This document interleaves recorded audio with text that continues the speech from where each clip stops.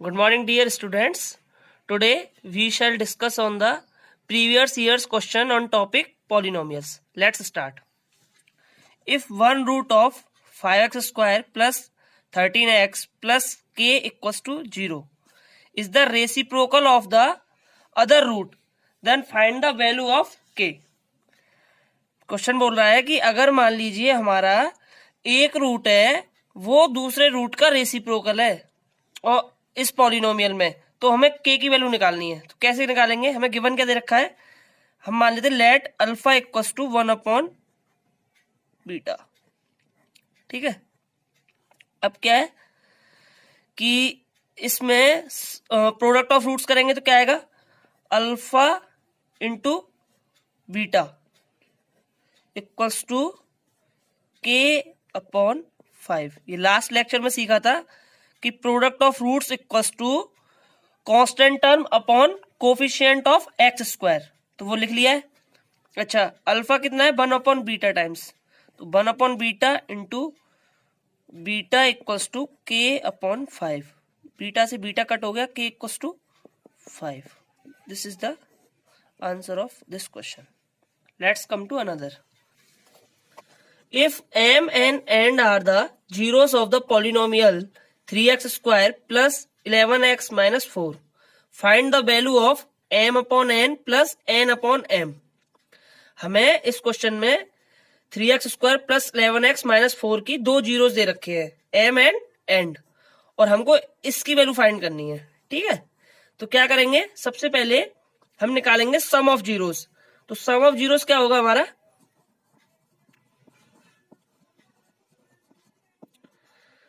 That is m plus n equals to minus b upon a। Minus b कितना है 11 और a कितना है 3। प्रोडक्ट ऑफ जीरोस कितना होगा, m into n, c upon a। c कितना है -4, a कितना है 3। ठीक है, अब इसको सॉल्व कर लेंगे। इसको कैसे सॉल्व कर सकते हैं, now m upon n plus n upon m, LCM ले लेंगे। एलसीएम आ जाएगा mn और हो जाएगा m square plus n square. ठीक है, अब m square plus n square को हम क्या ले सकते हैं, m प्लस n का whole square minus m 2mn upon mn। ये कैसे आया है ये अभी मैं बता रहा हूं आपको। देखिए, जैसे हम a प्लस बी का होल स्क्वायर करते हैं तो क्या आता है, a square plus b square plus 2ab। अगर मान लीजिए यहां से हमें a प्लस बी का a square plus b square निकालना है तो क्या बचेगा हमारा, a प्लस बी का होल स्क्वायर माइनस 2ab। तो same m square plus n square बराबर कितना हो जाएगा, m प्लस n का होल स्क्वायर माइनस 2mn। अब हमें सब कुछ पता है, m प्लस n कितना है हमारा -11/3 का होल स्क्वायर 2, mn कितना है -4/3 और नीचे mn कितना आ जाएगा -4/3। सॉल्व कर लेंगे। 11 का स्क्वायर -11 का स्क्वायर कितना हो जाएगा -121, 3 का स्क्वायर 9, ये कितना हो जाएगा 4 2 जा 8/3 और नीचे -4/3। ठीक है, अब ऊपर एलसीएम ले लेंगे। कितना एलसीएम आएगा, 9 एलसीएम आएगा, तो -121 प्लस या 9 से 3 से मल्टीप्लाई करेंगे तो कितना आ जाएगा 24/9/-11/3। सॉल्व कर लेंगे फर्दर तो आ जाएगा -145/12। This will be the value of m upon n plus n upon m। Now question 3, if alpha and beta are the zeros of polynomial x square minus 4√3x plus 3, then find the value of alpha plus beta minus alpha beta. देखिए, question में ही दिख रहा है हमें कि alpha plus beta ये सम of roots होता है और अल्फा बीटा ये क्या होता है हमारा प्रोडक्ट ऑफ रूट्स। तो बेसिकली और हमें अल्फा और बीटा ये जीरोस दे रखे हैं, तो सम ऑफ जीरोस निकाल लेंगे। Sum of zeros alpha plus beta minus b upon a, तो माइनस बी कितना है यहाँ पे -4√3/a, एक वैल्यू 1, तो कितना हो गया +4√3 और अल्फा बीटा कितना हो गया c अपॉन ए। सी कितना है 3/1 कितना हो गया 3, यहाँ पे पुट कर देंगे alpha plus beta minus alpha beta. Alpha plus beta कितना है 4√3, अल्फा बीटा कितना है 3। तो this is the answer of this question. Let's come to another. Find the value of p for which one root of the quadratic equation px square minus 14x plus 8 is 6 times the other। Question बोल रखा है p की किस value के लिए हमारा एक root है वो 6 टाइम्स ऑफ अदर दे रखा है, तो p की क्या वैल्यू होगी इस पॉलिनोमियल के लिए, ये बताना है हमें। इस क्वेश्चन में हमें वैल्यू ऑफ p फाइंड करनी है। हमें कंडीशन दे रखी है कि हमारा जो एक रूट है वो 6 टाइम्स है अनदर रूट, ठीक है। तो हमें p की वैल्यू फाइंड करनी है। तो कैसे करेंगे, देखो हमें गिवन कंडीशन क्या दे रखी है, let beta equals to 6 alpha, ये दे रखा है ना, 6 times the other, one root is 6 times the other. यहाँ पे a कितना है p, b कितना है -14, c कितना है, c है हमारा 8, ठीक है। अब करते हैं alpha plus beta. Alpha plus beta कितना होता है -b/a, -14, a कितना है p, तो कितना हो गया 14/p, ठीक है। अच्छा बीटा हमारा कितना है 6 अल्फा के बराबर, तो बीटा की जगह हम क्या ले सकते हैं 6 अल्फा, दैट इज 14/p। तो ये आ गया 7 अल्फा इक्वल्स टू 14/p, 7 से कट हो जाएगा 2 टाइम्स, तो अल्फा इक्वल्स टू 2/p, ठीक है। अब प्रोडक्ट ऑफ रूट्स कितना आ जाएगा, alpha beta equals to c/a, c कितना है 8, a कितना है p। अच्छा बीटा इक्वल्स टू 6 अल्फा है, तो ये कितना हो जाएगा अल्फा, अच्छा बीटा की जगह हम 6 अल्फा इक्वल्स टू 8/p, तो कितना होगा 6 alpha square equals to 8/p। Alpha की जगह यहां से हम फ्रॉम इक्वेशन वन अल्फा कितना है हमारा 2/p, तो अल्फा की जगह हम क्या लिख सकते हैं 2/p का whole square equals to 8/p। तो इसे सॉल्व करेंगे 4/p square equals to 8/p। p से इस p से ये p कटा और 4 से ये 2 टाइम्स, तो यहां से p इक्वल्स टू कितना आ गया 3। कैसे किया देखिए एक बार, 2 का स्क्वायर 4, p का स्क्वायर p स्क्वायर 8/p, इस p से ये p कट गया तो नीचे रह गया p, 4 से 8 कट गया 2 टाइम्स और इस 2 से 6 कट गया 3 टाइम्स, तो p equals to 3। This is the answer of this question. Let's come to another. इसमें बताना है show that 1/2 and -3/2 are the zeros of the polynomial 4x² + 4x - 3 and verify the relationship between zeros and the coefficient of the polynomial.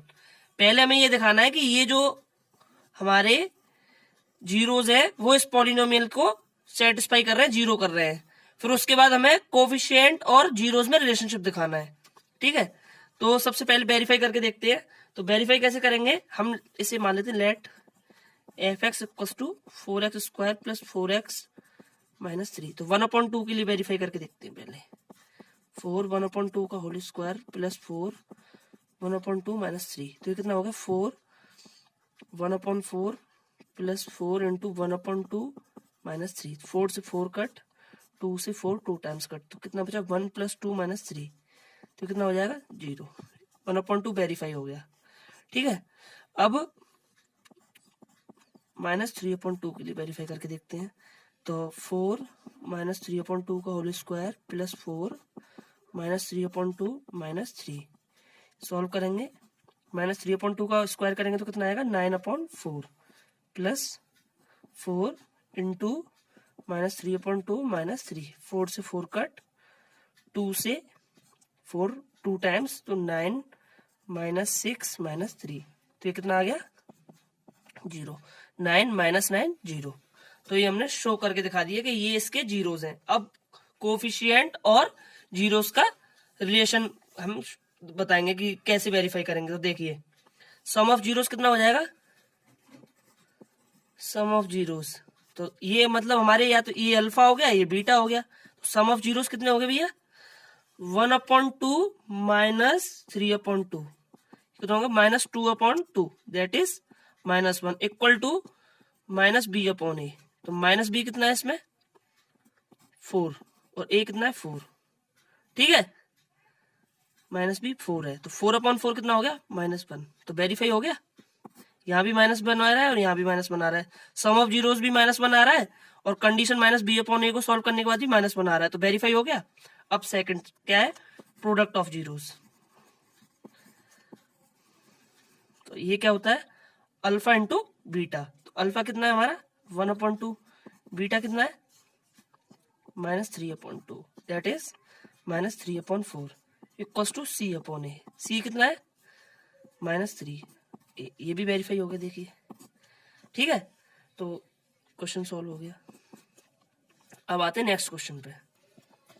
If alpha beta and gamma are the zeros of px 6x³ + 3x² - 5x + 1 then find the value of alpha inverse beta inverse plus gamma inverse. देखिए ये cubic equation है क्योंकि इसकी maximum power कितनी है 3, ठीक है। तो 3 रूट्स भी दे रखे हैं हमें अल्फा बीटा गामा। तो इसका रिलेशन मैंने लास्ट लेक्चर में बताया था। तो सबसे पहले sum of zeros alpha plus beta plus gamma कितना होगा -b/a। तो यहाँ पे -b कितना है 3 और a कितना है 6, ठीक है। अब इसे और सॉल्व कर सकते हैं, ये -1/2 के बराबर हो जाएगा, ठीक है। अब एक रिलेशन और है alpha beta plus beta gamma plus gamma alpha, इन्हें क्या बोलते हैं sum of product of zeros taken 2 at a time. Last में बताया था लास्ट लेक्चर में, ये इक्वल होता है c/a के बराबर। तो c कितना है हमारा -5, a कितना है 6, ठीक है। और एक है हमारा product of zeros alpha beta gamma, ये किसके बराबर होता है, ये होता है हमारा -d/a के बराबर, ठीक है। तो -d कितना है यहाँ पे 1 कितना है 1 और a कितना है 6, ठीक है। अब हम अपनी ये वैल्यू ले लेंगे। अच्छा इसको हम ऐसे लिख सकते हैं alpha inverse plus beta inverse plus gamma inverse, इसे लिख सकते हैं 1/अल्फा प्लस 1/बीटा प्लस 1/गामा, बिल्कुल लिख सकते हैं।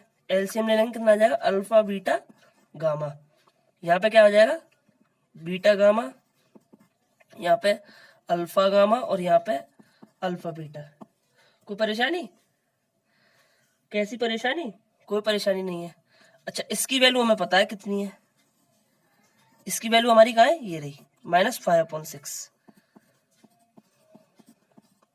और product of zeros alpha beta gamma, तो इसकी वैल्यू कितनी है -1/6। सॉल्व कर लेंगे तो ये कितना हो जाएगा -5/6 इंटू 6/-1, 6 6 कट कितना आ गया 5। तो alpha inverse plus beta inverse plus gamma inverse equals to 5। This will be the value of this question. तो दोस्तों आज हमने प्रीवियस ईयर्स के मोस्ट इंपोर्टेंट क्वेश्चंस इस लेक्चर में डिस्कस कर लिए हैं। आप इस लेक्चर को 2-3 बार जरूर देखें, ये क्वेश्चंस मोस्ट इंपोर्टेंट है, आपके एग्जाम में आ सकते हैं, इसीलिए ठीक से एक बार वीडियो को देख के अच्छे से प्रिपेयर करें। Thank you.